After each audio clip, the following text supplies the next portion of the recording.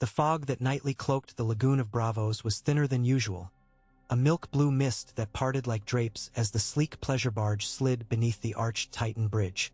Lanterns swayed from polished teak rails, scattering jeweled glimmers across the black water. But behind those lanterns sat no revelers. Cloaked men of the Iron Bank leaned in silence around a low onyx table, the slow creak of the oars their metronome. At the prow, Tycho Nestoris folded long fingers atop an embossed portfolio whose red wax seals still shone. He had waited 3 weeks for this gathering, watching the tide of Westerosi rumor swell, crest, and crash upon the voussoirs of cold Braavosi logic. Tonight, the Tidemaster would decide whether sandstone or saltfoam would shape the future. A final oarstroke nestled the craft against the private wharf adjoining the Domus Scuta, ancestral manse of the Tidemaster. No fuot menguatid. The Tidemaster trusted stealth over ceremony. Tycho disembarked, boots whispering on age-smoothed planks as measured as a poet's pulse. A gull shrieked overhead, circling the harbor tower whose lead roof glittered under half-moon light. Tycho glanced up, then onward. He would need luck, but never count on it. Inside, low hearth fires traced runes of heat across the ceiling beams. Sconces were unlit. Secrecy loved dimness. The Tidemaster sat alone at the bone-white council table, draperies pulled tight against the night. His face was spare as parchment, nose sharp as a quill's nib, eyes pale enough to pass for glass until they flared with curiosity. No torches. Tycho teased, unslinging his portfolio. Paper burns, the Tidemaster replied, voice dry as old vellum. Ink endures. Tycho bowed, then broke the red seals. One by one he arrayed the contents. Ledgers inked in ciphered columns, a vellum map of Blackwater Bay glossed with shimmering obsidian dust, and a single folded parchment bearing the crowned stag sigil of House Baratheon. The Tidemaster's brows arched at that, and with thin fingers he grasped the parchment. A letter of fealty, Tycho supplied, and of need. Lord Stannis Baratheon, styling himself the rightful king of Westeros, seeks funds adequate to hire 30 Braavosi war galleys, 70 escorts, and 10 troop doubters. He lacks collateral beyond Dragonstone's basalt and what pride remains of Storm's End. Yet he offers the Iron Throne's revenue once ceded. Dreamers offer castles and cloud, the Tidemaster murmured. Dreams shift with wind, Tycho countered, but debts anchor them. Already the crown in King's Landing owes us near 10 million dragons. Young Joffrey's regents prate of repayment, yet short us each quarter. Stannis would replace them. We might exchange one debtor for another, or lose all to fire and brine at Blackwater. Tycho placed the obsidian-dusted map before him. Not if we turn the tide. With our sellsails striking from seaward while his Stormlander fleet closes the river, King's Landing's fleet will be hammered between anvils. The city falls, the throne changes hands, and our ledgers rebound. Silence pooled around them. The Tidemaster's gaze drifted over numbers scribed in Tycho's fine hand. Tonnage, pay grades, arbalest counts. At last he spoke. Braavos was founded by slaves who bought freedom with stealth, not steel. If we commit our sellsails overtly, we risk open censure from Pentos, Lys, even Volantis. Westeros is far, but politics is a whirlpool. Tycho inclined his head. Thus we charter captains under sealed contracts. The Broken Spear Company, the Jade Keel, Lady Rowena's Sirens. They sail as free swords, no banners but coin. Braavos need never appear. Risk enough remains. The Tidemaster tapped knuckles on the table, soft, deliberate. Yet debts unpaid are disease. Stannis cause may run hot with zeal, but he pays. Always, Tycho affirmed, and promptly, a virtue rare as dragonglass. Dawn found Dragonstone's courtyards awash in gull calls, the fortress half-shrouded in gray sea haze. Lord Stannis Baratheon paced the Sea Dragon Tower's parapet, boots echoing against black stone carved in serpentine coils. Below, Davos Seaworth climbed the spiral stairs 2 at a bound, cloak snapping like a sail. When he emerged, his cheeks flushed crimson from the climb and the cold.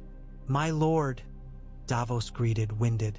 Stannis turned, candle-gray eyes narrowed. You're late. The Myrish forecastle you bade me inspect weighed anchor later than expected, sire. She sails adequate. Enough. Stannis glared seaward where his lean warships rode at anchor, masts lancing mist. Adequate is starvation. We need strength. And iron coin. Davos produced a sealed scroll. From Braavos, sire. Hand-delivered at dawn by a courier who refused all drink or bed.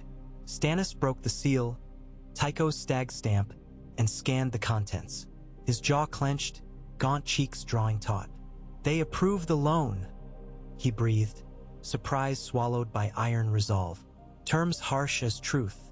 100,000 gold dragons, payable in half within 2 moons of my ascension, the rest within a year.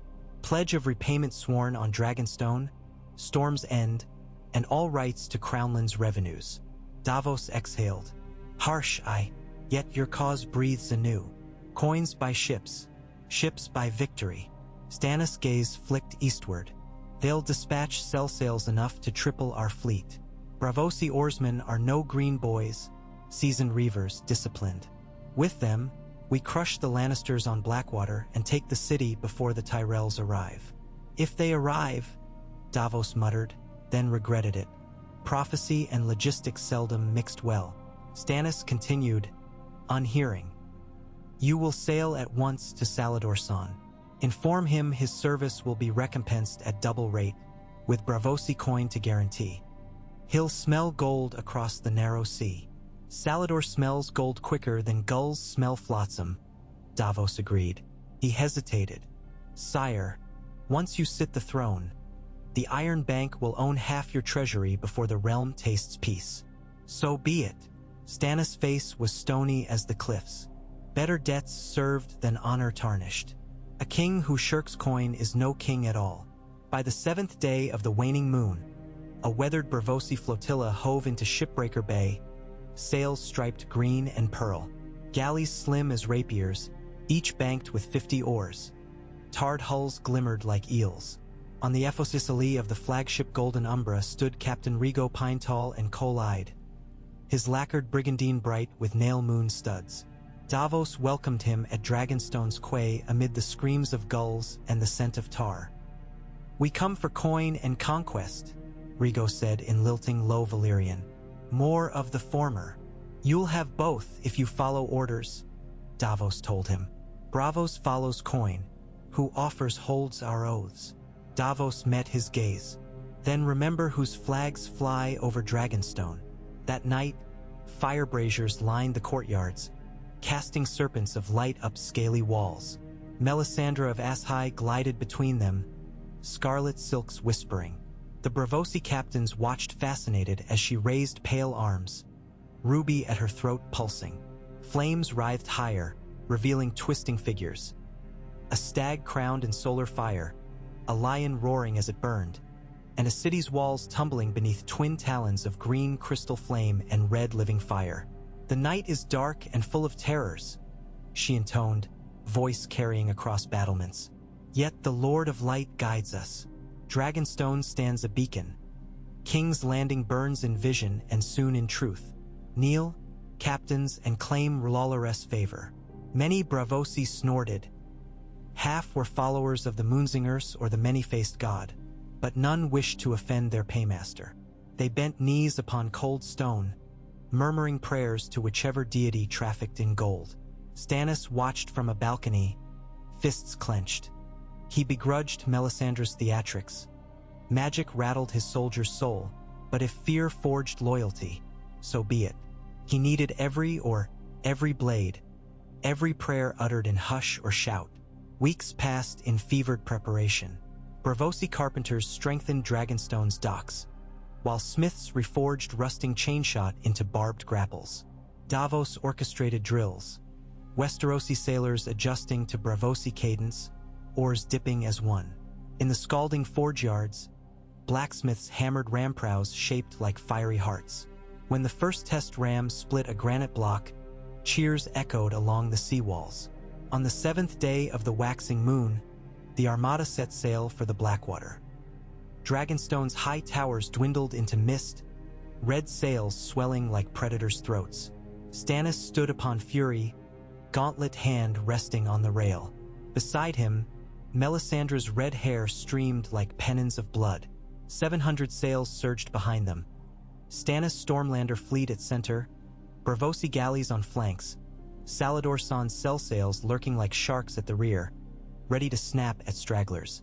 Wind tasted of iron when they crossed Shipbreaker Bay. Gulls screamed curses in tongues only dreamers speak. Davos paced Fury's aftercastle, charting the choke points.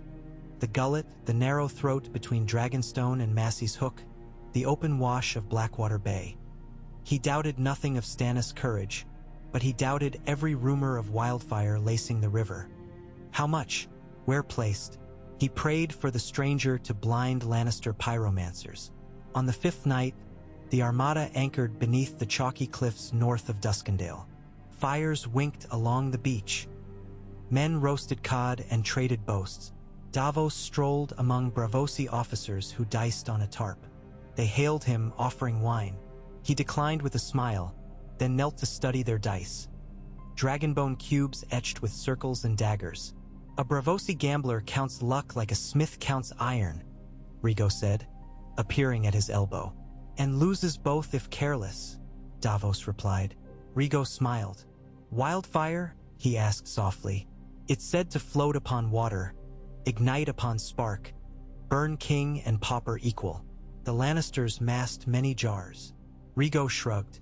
The Titan's daughter once burned half her harbor in a foolish festival of dragonfire candles. Braavosi commanders learn. Water can shield as well as betray. Oars cut with purpose, sails furl at need. We will thread the river as needle-thin as Arya's stitch, strike, and withdraw. Fire must first touch to kill. Davos studied him. If anyone alive can thread that needle, it's Braavosi sellsails. He clapped Rigo's shoulder. Pray your men value pay over plunder. King's Landing's gold cloaks are children compared to Stormlander battle fury. The Braavosi captain's smile broadened. Children bleed as readily as men. King's Landing's walls reared upon dawn 3 days later, pale towers crowning the dark rise of Aegon's Hill. The river mouth glittered jade beneath morning sun, but flecks of green betrayed wildfire slicks swirling upon the tide. Stannis' armada held formation beyond Trebuchet Range, a silent forest of masts. On the walls, tiny figures scurried. Alarm bells rang, horns blared. Within Fury's cabin, Stannis bent over charts, Davos and Melisandre flanking. The Red Woman closed her eyes, sensing unseen winds. It will burn, she whispered. The river will scream green and gold. Yet from flame, the rightful king will stride unscathed. Stannis ignored her. Captain Rigo will take 30 galleys upriver at Flitide, hugging the right bank. My own van with Fury, Gatehouse, and Lady Maria will engage the chain boom. When it lifts, the sellsails strike from seaward, ramming Lannister Dromond's starboard. Davos, you command our southern flank. Screen Salladhor Saan's transports. Davos suppressed dread. I sire, yet wildfire. We cannot fear what must be faced. Stannis' eyes burned hotter than any green flame. Once we seize the mud gate, the city collapses like a rotted quay. Pray to your seven, your stranger gods. I have duty. He dismissed them, stalking onto deck. Trumpets blared. Drums thundered from Braavosi foredecks, beating time for oarsmen. Sails snapped taut. The armada advanced. High above, on the battlements of the Red Keep, Cersei Lannister watched through jeweled spyglass, knuckles white. More ships than ravens, she hissed. Beside her, Grand Maester Pycelle shivered. They multiply like roaches. Where finds Stannis such coin? Ask the starry September for miracles, Cersei retorted, but terror gnawed her voice. The tidal surge unfurled like a drawn bowstring. Braavosi galleys sprinted upriver beneath bankside shadows, oars churning water to froth. Lannister ships swung at anchor, struggling to turn. Chain handlers shouted on the north bank, winding great capstans. Stannis' heavy van heaved forward, prow rams poised like boar spears. Then the first wildfire jar burst. Green light blossomed, brighter than noon. A low roar like 1,000 dragons waking. A Lannister Drummond vanished in emerald inferno. Men's silhouettes of agony before disintegration. Yet the fire consumed only the central channel. Braavosi galleys hugged the right bank as Rego promised, sliding past roar and heat like river serpents through reeds. Stannis Van Cut left, rams smashing chain floats before they rose.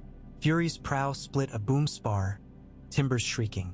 The chain sagged, water spilling across links. With a bellow of horns, Braavosi war galleys swept into the harbor, sails reefed, oars feathering like blades. They fanned around the burning maelstrom, ramming sides of anchored Dromons. Grapples soared, catching gunnels. Boarders poured over rails, curved swords flashing. Lannister crews reeled, many still ash-gray from shock. On the city walls, flaming arrows rained, but wind had shifted offshore at sunrise. Sparks danced harmlessly upon river mist or plunged into black tide. Stannis followed across the chain's gap, his Stormlander longships howling behind. Deck drums set a heartbeat's tempo. Sailors shrieked battle curses. Ahead, the mud gate loomed, iron-banded, already smoking from flaming pitch pots hurled earlier to delay. Scorpions stabbed bolts at the oncoming ships. One bolt slammed into Davos' mizzen spar, snapping rope. He cursed but steered on. Atop Fury, Stannis drew Lightbringer, Melisandre's enchanted sword, flames licking Kissbright along the steel. Sunlight gilded his armor so he seemed living bronze. Braavosi sellsails cheered. Westerosi sailors stared wide-eyed. Stannis raised the burning blade high. "Storms END," his voice rang, and from the riverbanks, men answered. By eventide, smoke veiled the city like morning lace. The wildfire's green had guttered.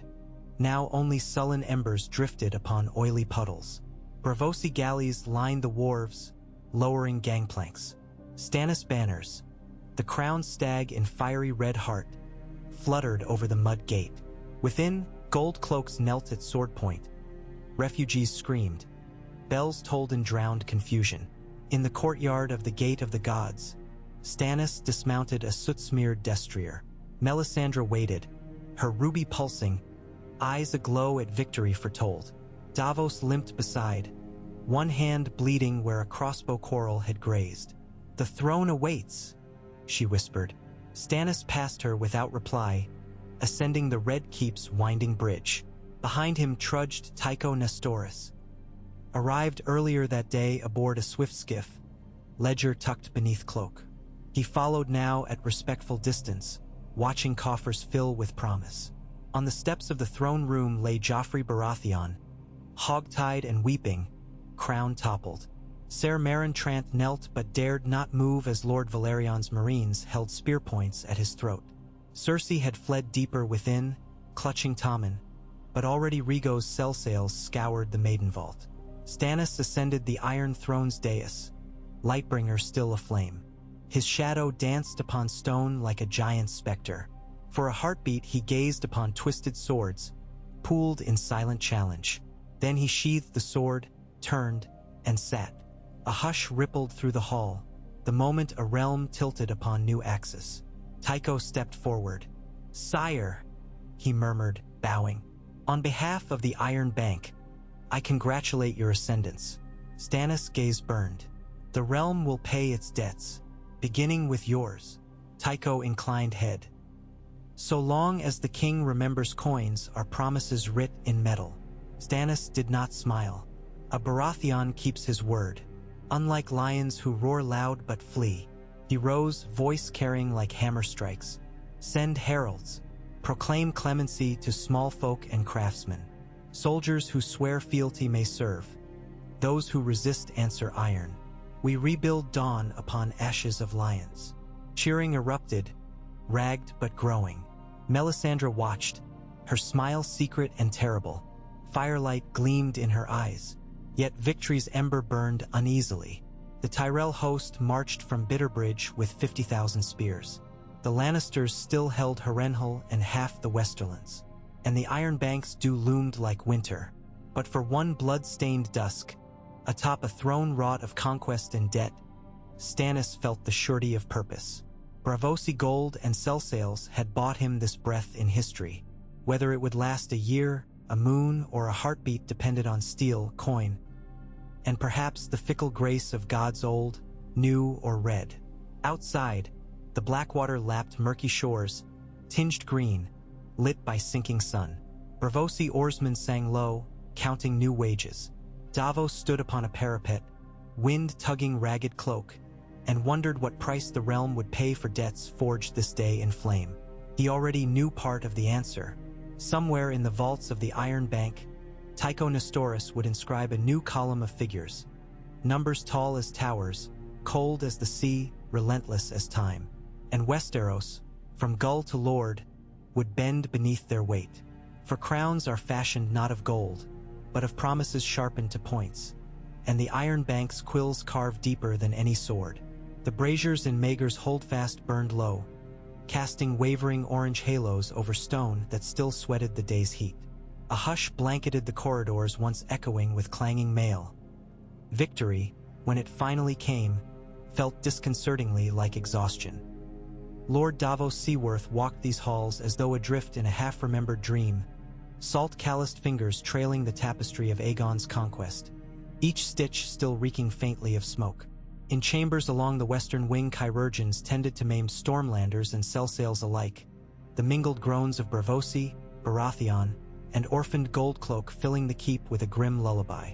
Davos paused to watch a Braavosi surgeon saw away splintered bolt shaft from a lad barely old enough to shave, the boy's teeth sinking deep into a leather strap. Battle cared nothing for banners, Davos thought, and moved on before the surgeon's knife found bone. On the tower of the hand's highest balcony, Tycho Nestoris leaned over a ledger under starlight. The sea breeze teased stray quills of raven-black hair from beneath his velvet cap, but he scarcely noticed, so intent was he upon converting this day's chaos into columns of certainty. Debts incurred, cargo offloaded, indemnities for sellsail captains whose galleys now lay smoldering on the river mud. Each line of ink pinned Stannis' reign a little more firmly beneath the Iron Bank's thumb. Beside Tycho crouched a cask ringed by iron bands and sealed with lacquer. Inside rested the first installment. 50,000 golden dragons hammered at Braavos' own mints, stamped with the Braavosi swordfish crest on one face and a crowned stag on the other. They caught torch glow when Tycho cracked the lid, light dancing upon the coin's edges as if impatient to be spent upon fresh war. Stannis Baratheon did not relish such radiance. He stalked the throne room alone, armored still, helm tucked beneath his arm, lightbringer dimmed yet sheathed at his hip. The vaulted chamber smelled of oil and scorched hair. Twisted remains of Queensguard shields littered the dais where Meryn Trant had knelt. The swords welded into the iron throne glinted like a frozen mechanical tide. Stannis stared at them, remembering each man fallen beneath those blades that very afternoon. Yet for all his certainty, the Iron Throne's ragged seat seemed somehow too small for the enormity of what must come next. The Tyrell host would arrive in days, perhaps hours, bringing cunning Olenna's wit and Mace's pride in tow. Stannis' eyes flicked toward the High Septon's choir loft, now blackened by wildfire that had splashed even here. Lawloress flames had spared him, as Melisandre foretold. But would they spare his realm? Below the Red Keep, the riverfront teemed. Braavosi longboats unloaded barrels of wine for the victors and sacks of weevilled barley for the common folk. Old men dragged buckets up the stone, dousing still-burning tar. Children bobbed through rubble, cheeks streaked with ash, begging sellsails for coppers. From a shattered second-story tavern, a minstrel plucked a fingerbone lute, singing of bronze-armored stags and ships from the free cities. His voice cracked, not yet healed from the smoke he had breathed when the roof caught fire. Every few verses he coughed, but the tune drifted over the water regardless, finding ears starved for any melody other than screams. Across the courtyard from the great September's broken dome, Sellys Baratheon knelt in a makeshift solar hastily draped with russet tapestries. She prayed toward a crude oak altar while Melisandre poured aromatic oils onto iron braziers. The Red Woman's shadow writhed against stone, tall and thin, as if the flames themselves bent to kiss her silhouette. His Grace clinched the tide by fire and faith, she murmured, sprinkling pinches of ground ruby into the oil so that embers sparked blood red and purple. Yet faith must be nourished lest darkness creep anew. Queen Sellis' thin lips moved in silent assent. Shireen, wide-eyed beside her mother, studied the ruby's glow reflected upon her scarred cheek. She touched the patchwork of grayscale almost timidly, as though it had never belonged to her skin until that instant. Melisandre's gaze slid to the child. Here was a fire yet unlighted, and her eyes gleamed with thoughts left unspoken. Elsewhere in the city, Bronn of the Blackwater sat astride a pile of broken cart wheels, bandaging the thigh of a sellsword he scarcely knew. He bound cloth tight, tugged until the fellow howled, then nodded off. Gold cloaks that had abandoned Joffrey now wandered without orders. Bronn eyed them the way cats study birds too slow to flee. He spat blood from a split lip, shrugged, and counted the silver cups he had filched from a Tyrell merchant's townhouse before the blaze reached its rafters. So long as one man's king remained another man's coin, Bronn would thrive. Morning rose upon a city still smoldering. Cersei Lannister emerged from a dank cell beneath the Maiden Vault, her hair matted, eyes rimmed by restless red. Guards dragged her into the soft light of the small hall where Stannis awaited, Davos just behind. Melisandre loomed near a window, face half-lit by dawn. Two sellsail captains flanked the prisoner with swords unsheathed. Queen Regent of Nothing, Stannis began, his voice flint. For crimes of treason, the murder of innocents by wildfire, and falsifying the line of succession, you will stand trial. He did not sit the throne for this. Justice stood best delivered on level ground. Cersei's lips twisted. Trial by combat, surely, she hissed. Ichusa se Gregor. The mountain lay dead in a cell of his own fevers months ago. Davos reminded her softly, though none present failed to hear. Cersei's nostrils flared. Then choose again, Stannis said. But understand, I allow no champions. Your cause is your own. She stared, perhaps seeing at last that every golden chain she had once jerked now dissolved to dust. Her shoulders sagged, but pride's skeleton propped her. I will defend myself, she whispered. Outside, the Tyrell banners broke the horizon. Reddish dawn behind golden roses. Scouts galloped through fields charred by wildfire that had spilled beyond the city. At Bitterbridge, they had learned of Blackwater's route too late. Yet Olenna's wrath was swifter than any knight.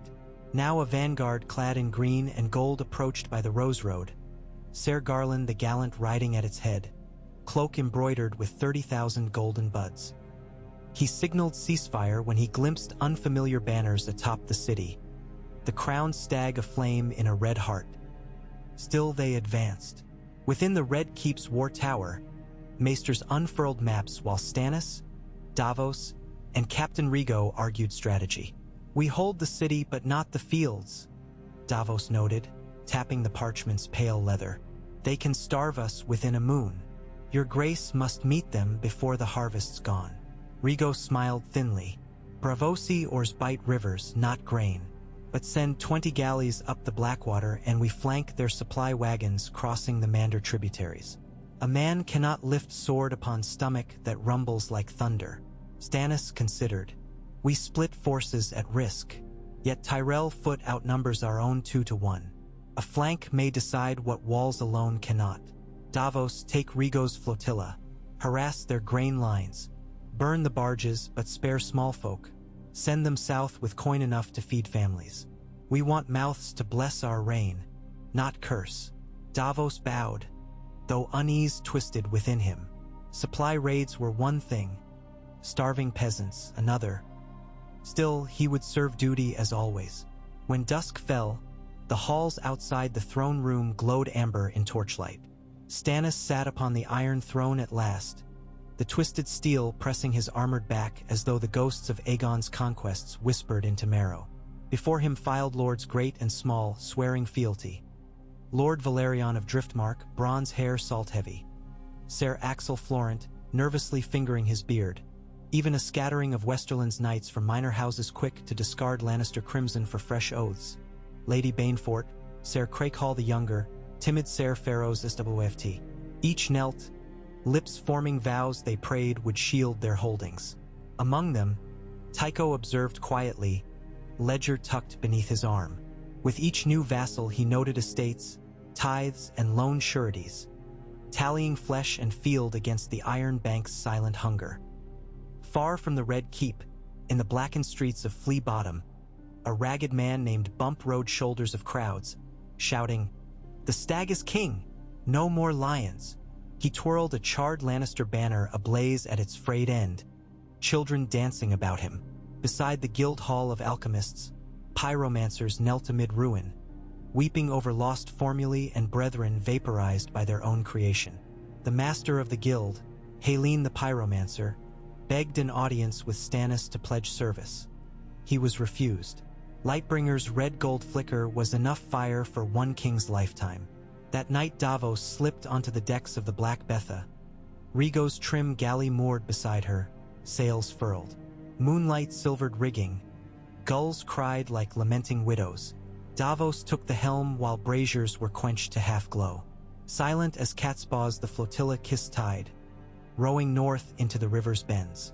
By morning they glided along muddy banks where vineyards once prospered. Tyrell foragers gathered wheat there now. Braavosi archers knocked fire arrows, but Davos ordered them lowered until he glimpsed wagons creaking across a narrow ford. "Loose," he murmured. Shafts streaked like meteors, igniting pitch-sealed barrels. Flames leapt skyward. Wheat spilled, embers sweeping fields. Tyrell outriders wheeled, banners snapping, but Davos's oarsmen had already reversed, galleys sliding downstream into fog. He felt each man's gaze upon his back, some fearful, some exultant. Victory tasted acrid when wheat fields burned, yet he reminded himself, war spared no harvest. In King's Landing, Melisandre stood atop the ramparts of the Tower of the Hand, ruby pulsing with each heartbeat. She sensed shadows thickening. Olenna's plotting curiosity, Maester Gormon's cold calculation from Highgarden, Varys's absence weaving secret tunnels even in defeat. Somewhere deep in the Red Keep's belly, Gendry Waters, last known bastard of the late King Robert, hammered iron for new masters, unknowing how royal blood yet glistened in his sweat. The Red Woman's lips parted in a breathless incantation. She saw in flame visions of roses turning black, of a maid with a wolf's face sharpening daggers by moonlight, of a slender prince in moon-white armor mounting a dragon forged of ice and steel. All these threads tangled about Stannis' reign like spider silk. She closed her eyes, listening to the heartbeat within the ruby. For now it matched Stannis' own. Steady, unyielding. But if the Tyrells battered the city and broke the stag anew, would the fire still answer? At dawn, Tyrell knights approached the city's south gate under a white flag. Garland Tyrell led, helm plumed and visor raised, revealing kindly eyes above a simple smile. Behind him rode Maester Gormon, cloaked and hooded, bearing parchments sealed with roses. The gates opened grudgingly, chains clattering. Stannis greeted them in the courtyard flanked by Queen Celis, Lord Valerion, and Ser Roland Storm. Melisandre watched from a balcony, hair a crimson veil.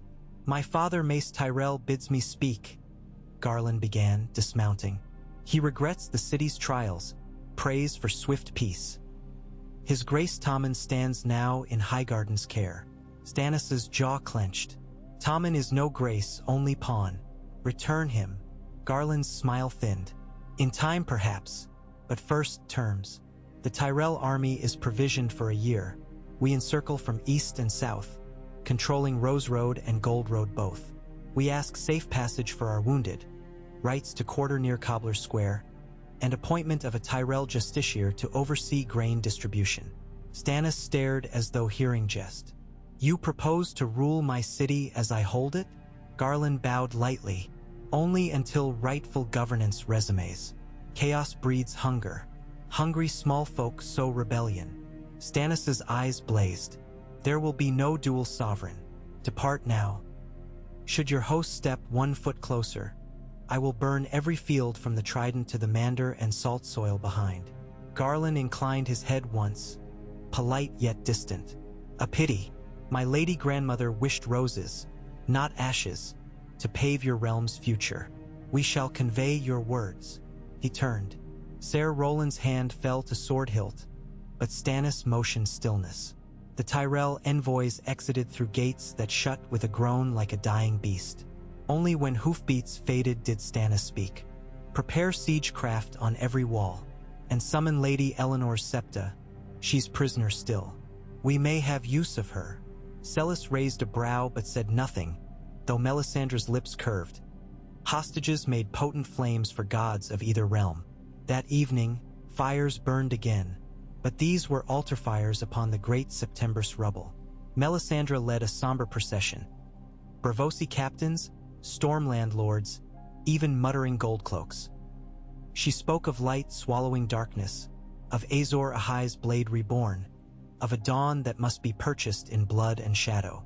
At her gesture, prisoners, captured Lannister men and pyromancers condemned by their own handiwork, knelt in chains. Stannis watched grim-faced. Cersei, from her windows, stared wide-eyed as flames grew tall. Melisandre raised her arms. The ruby at her throat glowed, casting crimson upon the prisoners' pale faces. Lord of Light, she intoned, accept these souls. Cleanse king and land alike. Torches touched oil. Screams rose with sparks. Some captains flinched, others gazed with measured eyes. Rigo merely observed, balancing cost against gain. Later, Davos returned, weary, clothes stinking of river fog and burnt grain. He found Stannis by a brazier atop the Kingspire Tower, Lightbringer unsheathed again, its pale light mixing with coals. We harried their wagons, Davos reported, voice hoarse. Destroyed 300 barrels of wheat. Small folk fled. We gave them coin as ordered. Stannis nodded, but his eyes remained on the blade's slow licking flame. And the Tyrell supply? Crippled for now, but they'll forage south of the Mander. Still plenty of stores. Stannis exhaled like iron cooling. War of attrition then. Their gold and gardens against my iron and faith. Davos hesitated. Your grace, faith sustains men's spirits, but bellies. Stannis looked up sharply. I know. His fist struck the battlement. Yet coin to buy mercenaries comes with chains. Tycho counts the hours until repayment. Davos said nothing. His lord's frustration needed no answer. Lightbringer's flame flickered, gout of crimson dancing atop steel. In its glow, Davos thought he saw sorrow shadow Stannis' face. The weight of a throne too dear. Days slid into weeks. Tyrell catapults hurled casks of pitch that shattered on the city's rooftops. Braavosi ballistae answered with bolts that arced across the river to impale siege towers. The Blackwater's reek mingled with stench of corpses bloating along broken quays, the dead of wildfire washed back by tide. Each dawn, maesters tallied food stores. Each dusk, beggars scuffled over barley mash in the bread market. Yet in the red keeps smithy Gendry hammered chains for new harbor booms, muscles knotting like iron cables. Brienne of Tarth, having ridden through chaos to honor her oath of creature loyalty to Renly, now trained Stannis' newest knights in the yard, her sapphire eyes distant. She fought to repay debts to a king she'd once opposed but now recognized as realm's last bulwark against further anarchy. In a candlelit solar above the Godswood, Queen Sellsails met secretly with Lady Olenna's envoy, Thin Septa Desmara, once Shireen's tutor, now prisoner. They discussed peace terms whispered through keyholes, betrothal of Shireen to Loras Tyrell, Tycho's forgiveness of half the debt should roses and stags unite. Melisandre observed unseen from a shadowed alcove, lips curving. She saw every scheme as tinder by which her prince's path might blaze. Yet Stannis remained stubbornly deaf. I will not sell my daughter's crown to a family that gorged itself on Robert's wars, he declared. Nor surrender coin I vow to repay. Tycho's brows only twitched. He had seen kings swear lofty refusing and then kneel when coffers clinked hollow. He would wait, and so the siege tightened. A bitter autumn chill seeped through broken walls. Small folk shivered in cloaks patched with lion and rose alike. They told tales by guttering hearths, of a red witch who drank shadow, of Braavosi oarsmen who rowed with songs that made water leap, of a stag king who never laughed. Some stories ended with hope, that Davos of the Fingers smuggled bread loaves into Flea Bottom nightly. Others ended with dread, that Melisandre would choose a new sacrifice when the moon next turned black. In the War Tower, parchment news arrived from White Harbor. Lord Wyman Manderley, his ships harried by ironborn raiders, now pledged fealty to Stannis in exchange for royal charter revoking Lannister debts. Stannis's gauntlets clenched. More coffers to fill, yet more banners dyed his colors. Far to the east, Raven scrolls told of Daenerys Stormborn seizing cities with dragons.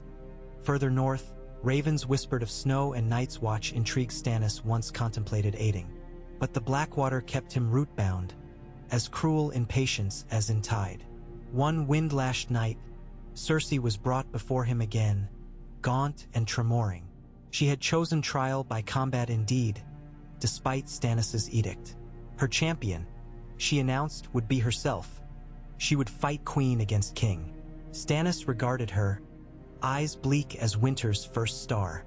To strike an unarmed woman would soil what little chivalry remained, yet he could not allow defiance.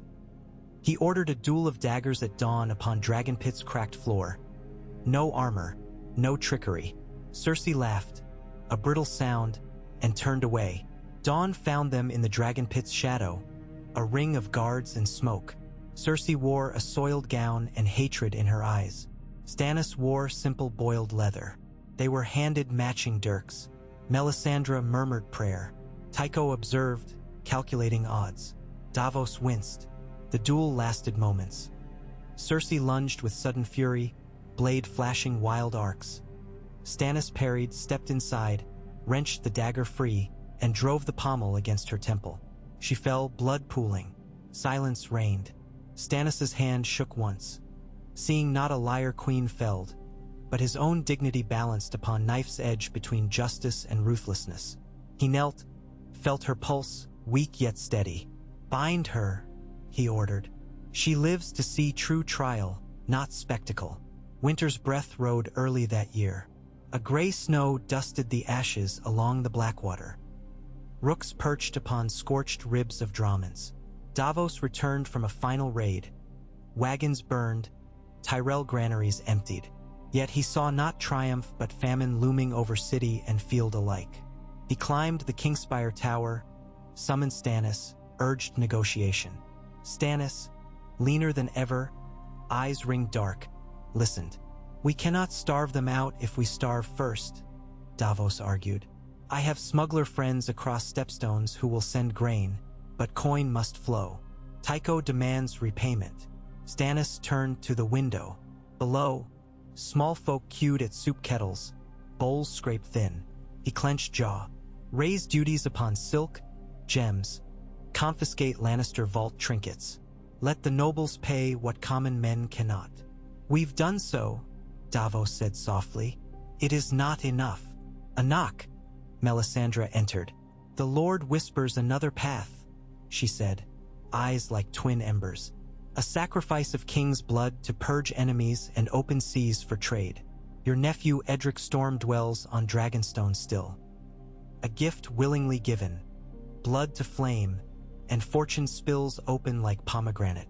Davos's stomach twisted. He stepped forward, mouth dry. No, Stannis's gaze flickered between them. Duty, coin, realm, all warred upon his brow. Lightbringer at his side seemed suddenly heavy. "There will be no child burnt." Melisandre did not smile. Azor a high-tempered Lightbringer in the heart of his beloved. Stannis's voice cracked like ice. "I am not Azor Ahai. You are," Melisandre hissed, but retreated into shadow, ruby throbbing a silent threat. That night Davos visited the dungeon where Edric Storm and Gendry Waters forged friendship over shared bastardy. He promised nothing yet pressed a bag of coin into the jailer's palm and whispered of ships bound east. Past midnight, torches in the yard flared as a Braavosi galley ghosted from the quay, oars muffled. Davos stood by helm, cloak hooding his face. Edric, trembling, hid below deck beside sacks of onions and dried cod. The ship slipped into the black, hugging the south bank where Tyrell sentries least expected traffic. Above, the stars watched impassive. Every creak of wood hummed like harp strings upon Davos's nerves. At dawn, Stannis learned of the escape. He stared at Davos across the painted table in Dragonstone's map room, silence more crushing than any shout. At last he spoke. "You defied me." Davos swallowed. "I saved you." Stannis's knuckles blanched. "You saved my honor perhaps, but lost my war." "A war cannot be won with empty souls," Davos answered. Stannis closed eyes, heavy lids over tired fire. When they opened again, something within had cooled. "Go," he said. "Serve as hands still. But know should this realm fall, blame lies upon us. Both." Autumn's end thundered with hooves. From the north came news that Robb Stark lay slain at the Twins by Frey treachery. The Riverlands bled. Walder Frey threw support to Iron Throne, whatever throne stood. Tywin Lannister rose from the west with fresh levies. Yet Casterly Rock now owed the Iron Bank thrice the debt Stannis carried. Tycho visited their encampment at Maidenpool, ledger poised. No coin awaited. So he returned to King's Landing, silent satisfaction warming him despite chill wind. He presented revised terms. If Stannis held city past winter, half his debt forgiven. If Tywin triumphed, Lannisters owed double, gamble and ransom twined. Stannis read, eyes narrowing. "Your vaults gamble on blood. We invest in stability," Tycho replied. "Stags, lions, roses. Each matters less than parchment paid." Stannis's lips curled into the ghost of a bitter smile. He signed. Winter's first great storm swept from the narrow sea, lashing both besiegers and besieged with sleet like shattered glass. Siege fires guttered. Tyrell catapults froze.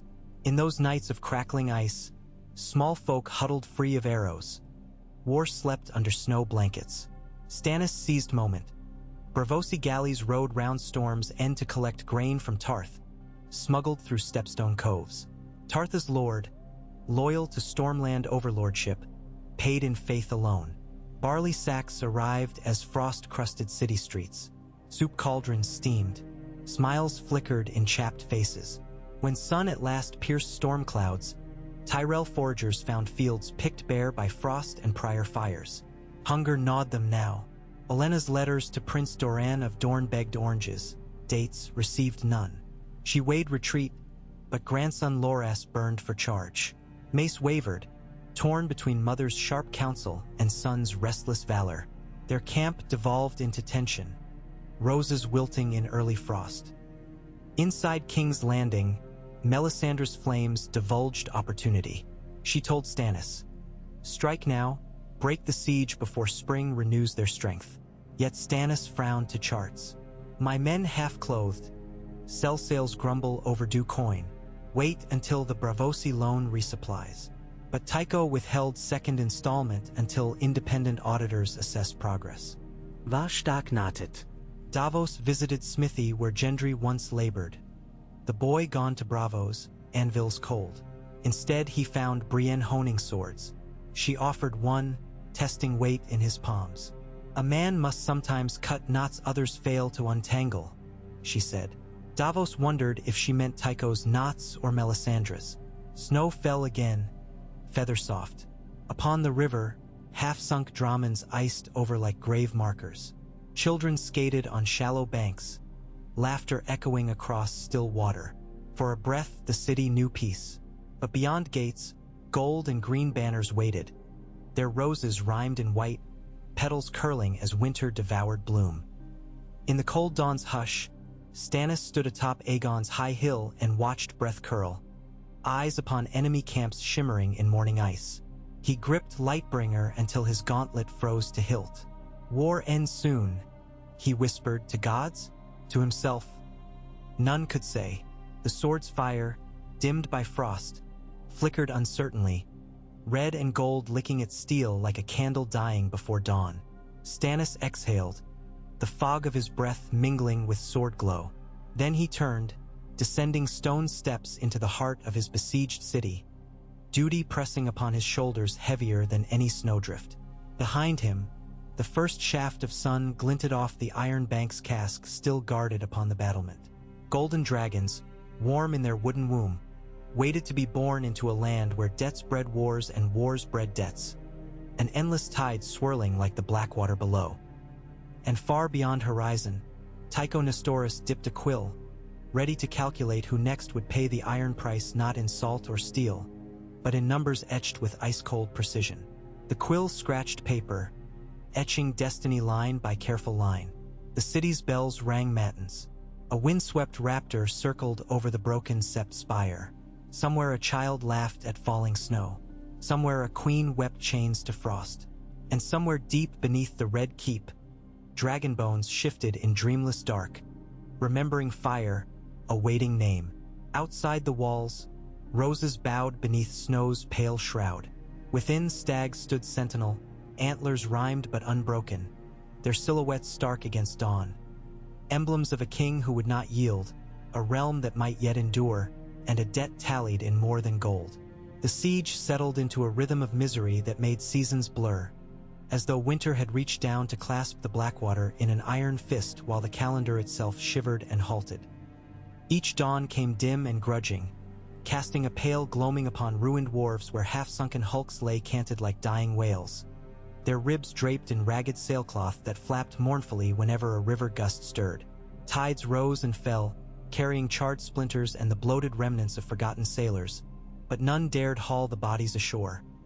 Better to let the current claim them, priests said, than risk contagion in streets already sharp with the smell of unwashed fear.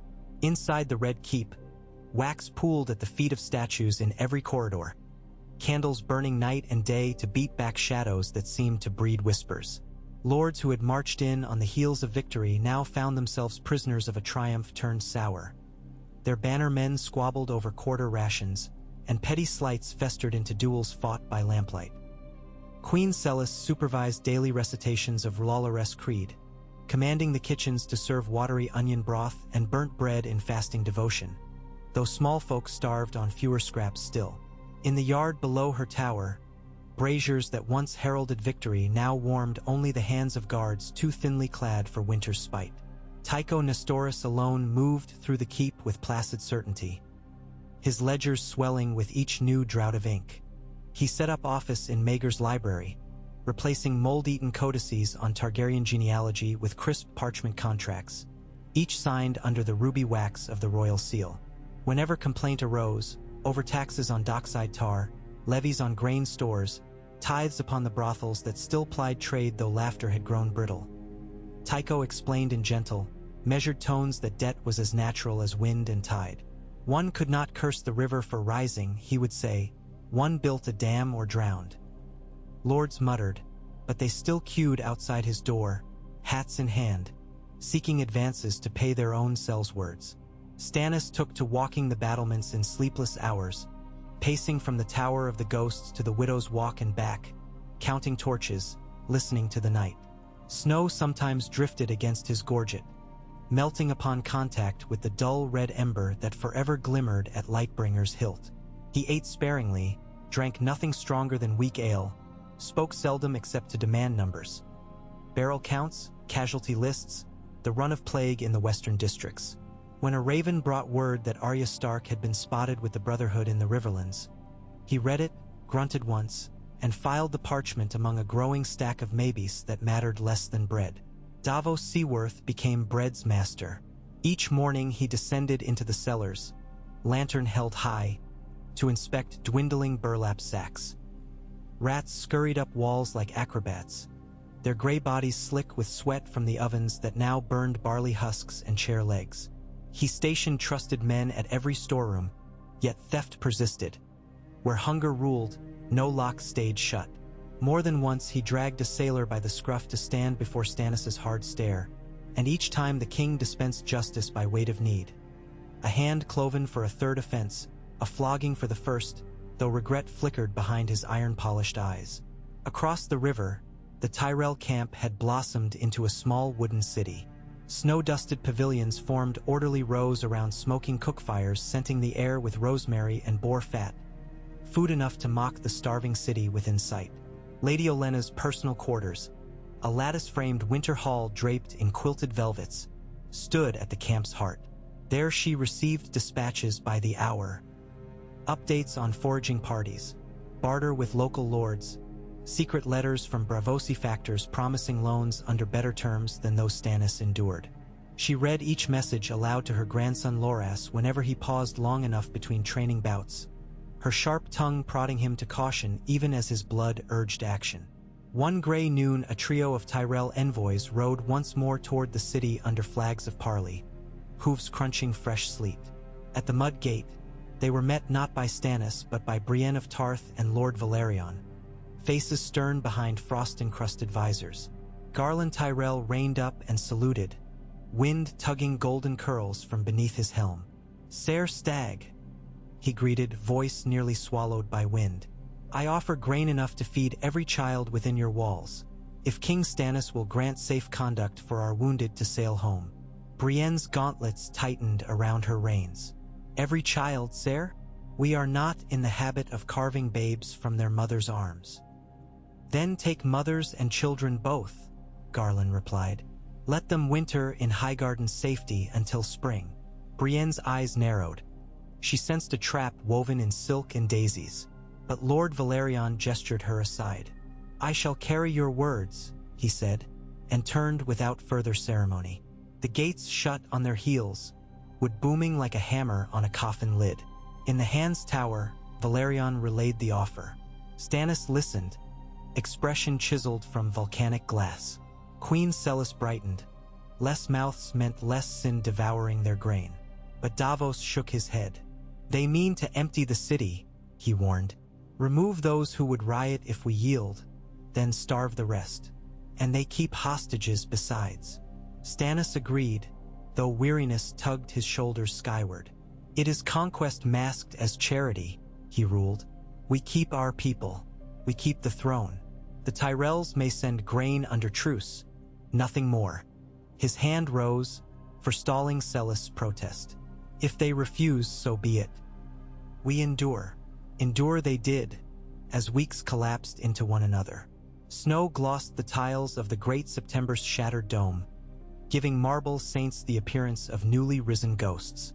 Fires gnawed the countryside where Davos's flotilla struck again, brazen even on ice-rimmed inlets, torching wagons of dried peas meant for Tyrell garrisons. In reply, Mace Tyrell ordered trebuchets to lob carcasses of pox-ridden sheep over the walls. Sickness crept through streets already slick with slush and refuse. Maesters burned incense of pine, resin, and myrrh, but the scent only disguised decay. Melisandre painted sigils of blood across lintels. "Wards," she said, "against pestilence." Some refused, scrubbing their doors raw until splinters flayed their palms. Others welcomed the Red Woman, desperate for any salvation. Her ruby burned brighter each dusk, and small folk whispered that at night flames licked the windows of the Tower of the Red Keep as though a second sun had kindled within. Amid such dread, a spark of discord flared among the sellsail captains. Rigo's Jade Keel Company, long unpaid, demanded triple wages or departure. Tycho, predicting upheaval, offered a short-term loan to cover arrears, for a price. The Crown would grant the Iron Bank exclusive rights to lease all future harbor berths for 10 years. Stannis balked at selling yet more authority, but Davos argued they could not hold walls with mutinous crews. The king yielded, signing with a slash of quill that gouged parchment nearly through. That night, wine flowed in Rigo's cabin, while Braavosi officers toasted Dett's strange alchemy. Henrik the Razor, first mate, slipped out into dark alleys after curfew, pouch heavy with new gold. By dawn, he lay dead behind the street of Flower, throat cut. Rumor said a starving mother had traded bread for the deed, urged on by insurgent goldcloaks who dreamed of opening gates to Tyrells in exchange for mercy. When Stannis heard, he ordered a purge. Traitorous guards strung from the battlements at even intervals. Lanterns hung beneath their boots to light the snowscape with macabre constellations. The grisly display bought obedience, but not hope. Brienne brushed sleet from her brow after drills and saw mothers shielding children's eyes while passing the corpses. She cornered Davos in the bear pit yard, voice low. "Fear may nail walls together," she said. yet nails rust. We need faith of a kinder sort. Davos rubbed his beard. Faith's coin scarce as flour. He told her of onions surreptitiously smuggled from his own stores to soup kettles at midnight. Little enough, but maybe kindness multiplies. Brienne considered and devised her own charity. Nightly, under guise of patrol, she escorted carpenters to salvage timbers from the dragon pit's collapsed roof. They fashioned beds for the infirmary, rough pallets, yet warm. Word spread. A Sothosi crossbowman shared dried figs. A Myrish sailmaker mended children's boots. Tiny mercies flickered like fireflies against the dark. But darkness would not be appeased. On the 12th night of the Wolf Moon, scouts on the western parapet spotted lanterns bobbing across the waters north of Lion's Gate. At first thought smugglers, the lights multiplied rapidly, coalescing into a fleet. Trumpets blared, bells clanged. Citizens poured onto walls despite whipping wind. Shapes emerged, high stern castles, square sails bearing crimson and gold. Twin-tailed lions roared upon their banners. Tywin Lannister had come.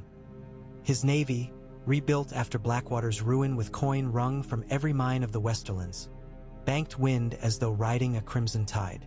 The lead carrack, Golden Spur, signaled confederacy by hoisting a rose-crowned sword. The pact between Lion and Rose sealed. A roar went up in the Tyrell camp. Siege lines opened to welcome allied infantry. Thousands of Westerland spearmen trudging beneath blazons of Crakehall, Marbrand, and Brax, faces red from cold and the long march. The city watched from within white silence, hearts sinking like stones to the riverbed. In Maegor's holdfast, council gathered at once. Tycho arrived last, cheeks flushed from exertion. Even he seemed unnerved. "We face two armies now," Davos said, stabbing at a map where gold lion figurines ringed the southwestern hills. "Their stores dwarf ours. The river no longer shields us. Lannister ships block the mouth."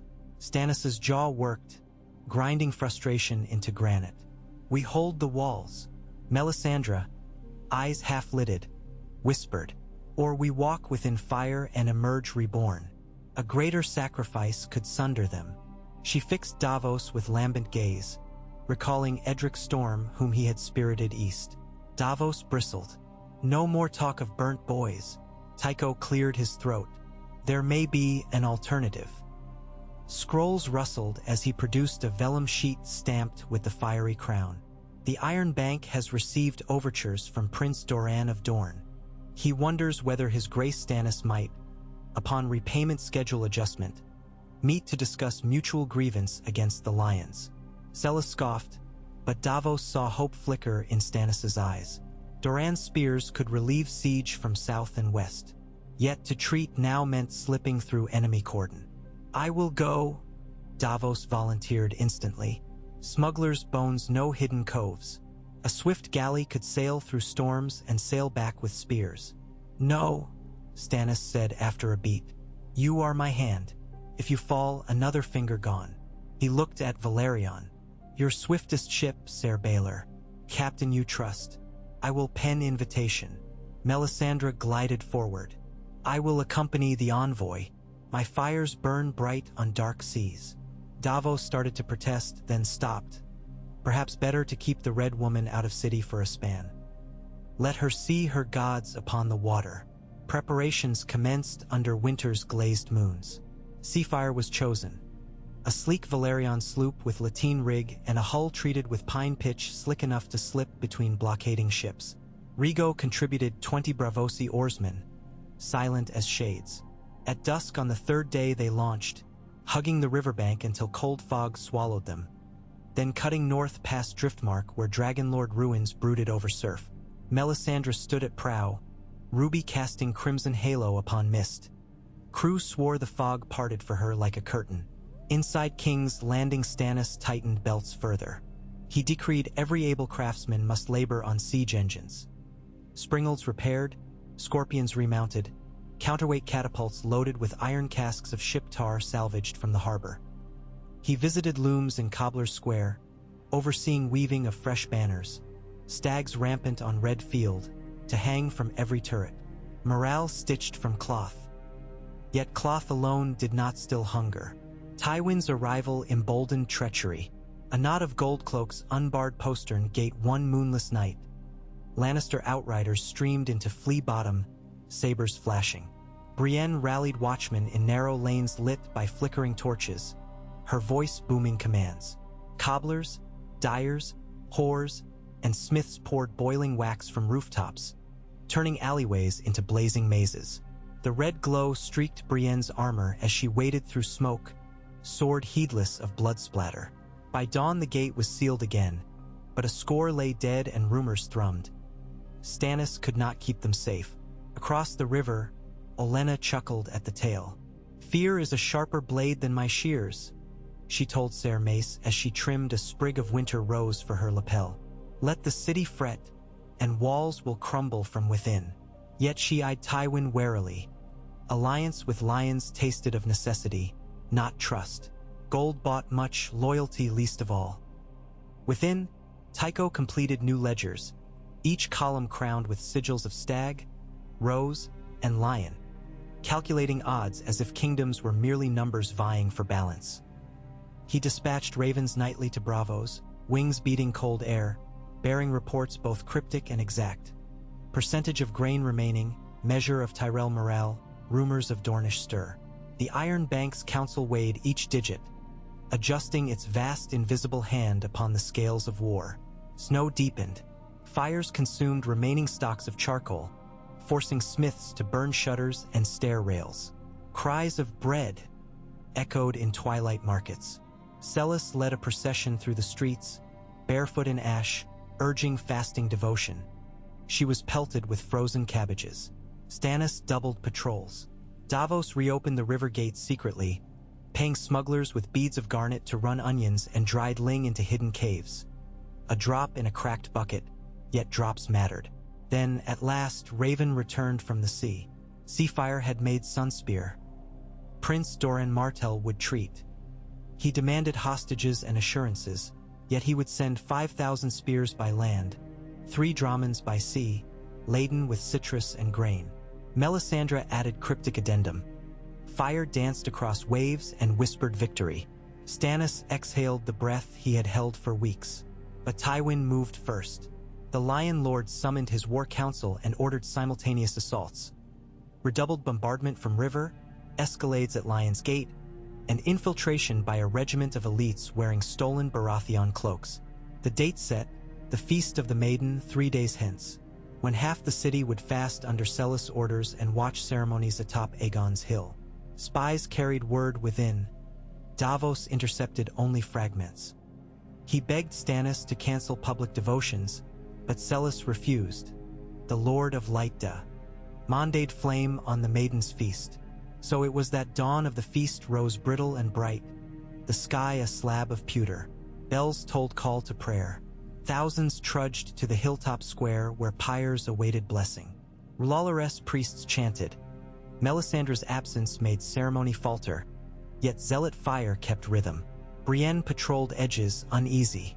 Beyond walls, Tyrell and Lannister engines loosed. Stone balls whistled, splintering ramparts. Firepots smashed roofs. Within confusion, the infiltrators, 300 in stag cloaks, approached the Gate of the Gods, hailing sentries with Davos's own passwords learned from tortured turncoats. They gained the courtyard before Brienne, riding in haste, recognized a livery badge of Reynard Florent, long sworn to traitorous bannermen now exiled. She roared warning. Steel clashed. The battle of the courtyard raged among burning effigies meant for ritual. Smoke mixed with incense. Screaming drowned hymns as the crowd panicked. Arrows fell from walls. Sellsails charged with curved blades. Brienne's sword carved arcs of silver through cloaks that fluttered like wounded birds. Davos joined, dagger in hand, dragging wounded behind overturned wagons. Sellsails knelt before the main pyre, tears streaking ash upon her cheeks, praying louder as chaos thickened. On the river, Rhaego's galleys sprinted to repel Lannister craft that surged forward behind burning tar rafts. Chain booms failed, parted by concealed sawboats. Lannister marines swarmed quays, horns blaring. Lightbringer rose above them all, a torch in Stannis' gauntlet as he led a countercharge down the wharf. His shield emblazoned with fiery heart now blackened by soot. He struck like winter thunder, blades red nimbus painting faces in hellish glow. Men recoiled. Legends sprouted in their retreat. By midday snow and ash swirled together over a city half aflame. Yet the walls still stood. The infiltrators lay dead. Their betrayal failed. Lannister ships withdrew under hail of crossbow bolts launched from rooftops. Tywin, glowering from afar, called off assaults, unwilling to squander men on partial breach. Smoke cleared to reveal devastation.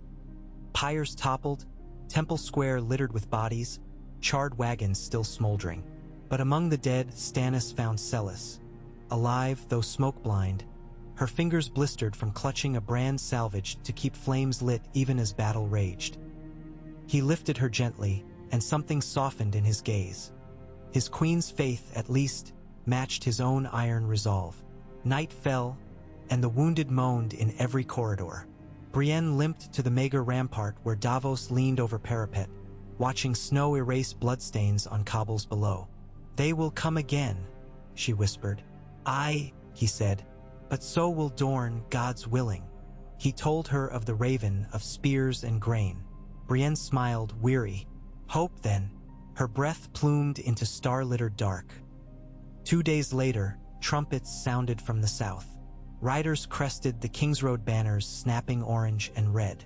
A vanguard of Dornish outriders, sun and spear gleaming on shields, rode beneath matriculations of winter-bare oaks. Behind them lumbered wagons roofed in canvas dyed with purple stripes, the color of Dorne's rich wine. On their flanks marched spearmen in copper armor, their poleaxes crossed like thorns around roses. Stannis stood upon the gate of the gods as the first column approached, flanked by Braavosi and Tycho. He lifted a gloved hand. The portcullis rose. Prince Oberyn Martell led the procession astride a sand-colored courser, eyes black as night and mouth curved in wry amusement. He dismounted with a flourish, bowed. "Your Grace, my brother sends his regards, and his armies." His gaze flicked to Tycho. "Also, his accounts, which he hopes the Iron Bank shall find tempting." Tycho inclined head minutely. The quill poised within his mind scribbled faster than any hand. Behind Oberyn rolled the first grain wagons. Crowds erupted in roars that eclipsed bells. Small folk surged to greet the oranges tossed from passing carts, bursting bright against gray slush. Brienne's heart soared at their laughter. Braavosi clenched eyes, relief washing through ribs like warm tide. Yet across the river, Tywin Lannister watched through gilt spyglass, lips pressed thin. Dornish banners snapped like whips in bitter wind. His allies withering, his debt to Braavos widening. Tywin weighed retreat. Olenna Tyrell's voice drifted on frigid air. "Winter roses cannot bloom in frozen soil." She urged negotiation. Tywin scowled, but calculation overcame pride. He dispatched white flag riders that same dusk, requesting talks beneath the burnt shell of the September of Baelor. There, among marble ruin laced with snow, Stannis, Oberyn, Olenna, and Tywin met beneath makeshift pavilion. Braavosi and Brienne stood guard. Tycho listened behind a pillar. Tywin spoke first, voice like clink of coin in vault. "The realm bleeds. Let us call truce and convene a great council at Old Town come spring. Each claimant may press right. The Lords Paramount shall decide." Stannis shook head slowly. "No council can grant what gods and law already have. I am king." Oberyn's smile sharpened. "Yet perhaps gods crave blood enough to test claim." Eyes flickered to Tywin with venomous promise. Olenna interjected. "My grandchildren tire of war's garden. Give Highgarden tariffs upon Dornish citrus. Forgive Tyrell levies, and we may withdraw." Stannis considered. Tycho stepped forward, interrupting. "The Iron Bank favors stability above all. A truce may allow debts to be repaid. Without ceasefire, coin evaporates. War consumes profit." All eyed him, resentment mingled with need. Stannis turned away, gazing south where Dornish banners fluttered above gates. "I will not bend for counsel, nor barter justice. But I will grant safe withdrawal if Tyrell ships deliver grain equal to what their siege denied, at their cost. As for Lannisters, pay your back interest to Braavos this moon or face embargo on every western port. Braavos will enforce. Tywin's nostrils flared, yet he measured odds. The Westerland's mines, though rich, could not fill coffers quick if Braavosi captains refused trade. Slowly he nodded. Olenna offered curtsy. Then we have seed for peace. Let us water it before winter freezes all. The meeting disbanded. Riders sped to camps. Horns signaled ceasefire. Swords returned to sheath with reluctant ring. Grain wagons rolled across truce lines. Tyrell siege towers dismantled. A hush fell heavier than earlier war cries. The hush of hearts uncertain if hope survived. In red keeps God's wood. Melisandre returned by moonlight, cloak billowing. She reported visions of shadow serpents coiling around Tywin's soul, of roses drooping in frost, of a red stag crowned in flame standing unbroken. She asked again for sacrifice. War might end, but darkness far greater beyond the walls stirred. Stannis listened, but his gaze drifted toward city streets where children once more chased each other with orange peels. He sheathed Lightbringer, flame extinguished. Let the North wait one season, he murmured. We rebuild first. Melisandre's ruby pulsed like a heartbeat speeding at threat withheld. Days into the fragile armistice, Tycho finalized new contracts. Tyrell tariffs secured, Lannister repayment schedule inscribed, Dornish loan guarantee countersigned. He folded parchment, sealing each with wax. Another line in ledger balanced, another inch of quill sharpened. Spring, though distant, whispered promise in the drip of snowmelt from eaves. Onion shoots peeked through thawing garden plots behind the sept ruins. Brienne taught orphans sword forms with sticks. Davos oversaw granaries refilled. Oberyn sparred the city's bravest until bruises patterned his skin like midnight constellations. Soldiers from 3 armies swapped tales in taverns, discovering shared thirst outweighing old slights. Yet beyond horizon, storms brewed. In the frozen north, ravens told of castles abandoned along the wall. In Slaver's Bay, dragons grew large enough to cast city-spanning shadows. And in Braavos, iron-bank quills did not rest. Debts, like ice floes, drifted, gathering titanic force imperceptible until the moment they ground hulls to splinters. For now, the Blackwater ran free of battle smoke. Lanterns glimmered upon gentle waves where children skipped stones. On the ramparts, Stannis Baratheon stood alone, visage carved from austerity, yet softened by faint dawn light. He inhaled the scent of thaw, a mingling of wet stone and distant citrus, and allowed himself, just once, a breath that felt like peace. Below, the great city murmured awake. Bells told matins, not alarm. Market stalls opened, lips eager to taste first spring onion.